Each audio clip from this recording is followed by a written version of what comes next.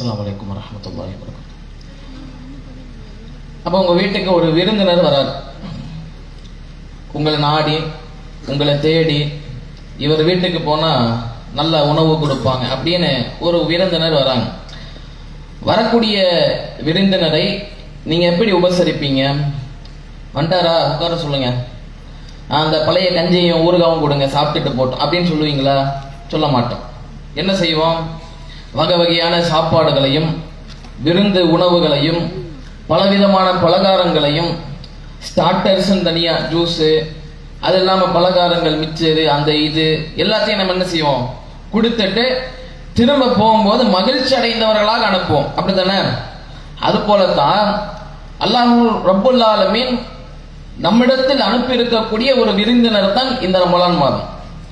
ஏன்னா 11 மாதத்தில் அனுப்பாத, கிடைக்காத அருளை அல்லாஹ் ரப்புல் ஆலமீன் இந்த ரமலான் மாதத்தில் நமக்கு கொடுக்கிறான்.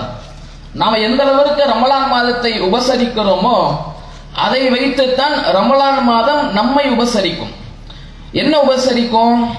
அந்த மாதத்தில் நமக்கு கிடைக்கக்கூடிய அந்த பாவ மன்னிப்புகளாக இருக்கட்டும், நமக்கு கிடைக்கக்கூடிய சிறப்புகளாக இருக்கட்டும், நாம் செய்யக்கூடிய அமல்களுக்கு ஏற்ப பன்மடங்கு கூலிகளாக இருக்கட்டும், எல்லாமே எதை வைத்து இருக்கிறது என்று சொன்னால், நம்முடைய உபசரிப்பு எப்படி இருக்கிறதோ அது போன்று தான் அந்த ரமலான் மாதத்துடைய உபசரிப்பும் நமக்கு கிடைக்கும்.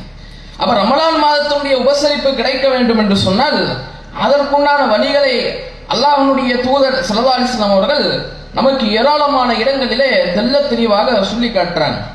அதை நம்ம பார்க்கறதுக்கு முன்னாடி ரமலான் மாதத்துடைய பொதுவான நோக்கம் என்ன எல்லாருக்கும் தெரியும். ஏன்னா வருஷம் அதான் கேட்கிறோம்.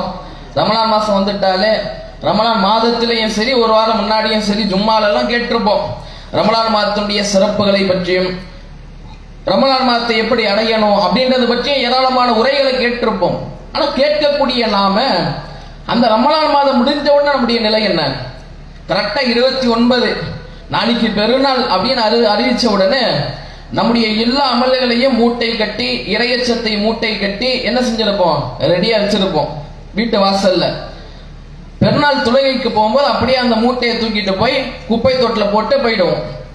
அந்த தொழுகையை முடிச்ச உடனே இயல்பு வாழ்க்கைக்கு நம்ம வந்துடுவோம். இயல்பு வாழ்க்கைனா என்ன?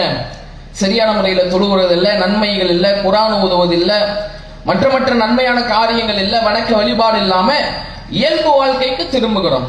அவை பேர்பட்ட நிலை இருந்தால் ரமலான் மாதம் நம்மை எப்படி பண்படுத்தும்? ரமலான் மாதம் எப்படி நம்மளை உபசரிக்கும்? அப்ப ரமலான் மாதம் நம்மை